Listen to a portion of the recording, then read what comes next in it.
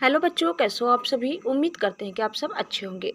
बच्चों, आज हम सुनेंगे विक्रम बेताल की कहानी सबसे बड़ा काम किसने किया।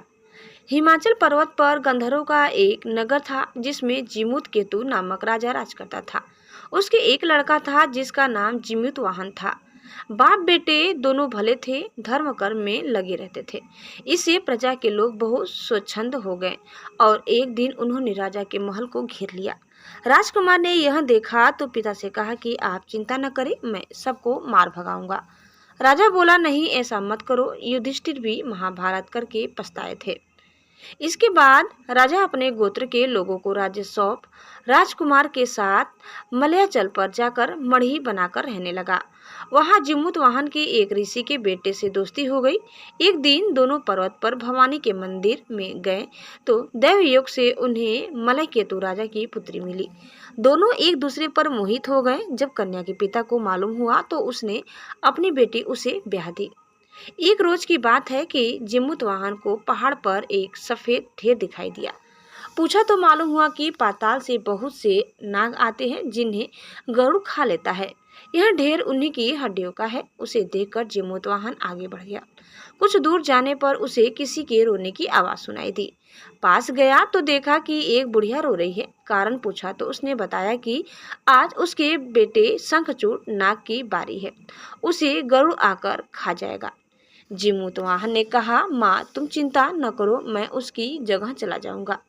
बुढ़िया ने बहुत समझाया पर वह न माना। इसके बाद गरुड़ आया और उसे चोंच में पकड़कर उठा ले गया। संयोग से राजकुमार का बाजूबंद गिर पड़ा, जिस पर राजा का नाम खुदा था।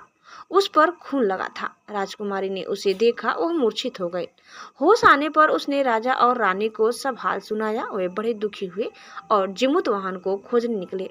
तभी उन्हें शंखचूड़ मिला। उसने गरुड़ को पुकार कर कहा, हे गरुड़, तू इसे छोड़ दे, बारी तो मेरी थी।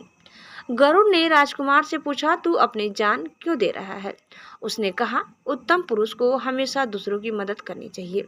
यह सुनकर गरुड़ बहुत खुश हुआ। उसने राजकुमार से वर मांगने को कहा। जिमुत वाहन ने अनुरोध किया कि सब सांपों को जिला दो। गरुड़ ने ऐसा ही किया। फिर उसने कहा, तुझे अपना राज्य भी मिल जाएगा। इसके बाद वे लोग अपने नगर को लौट आए। लोगों ने राजा को फिर गद्दी पर बिठा दिया।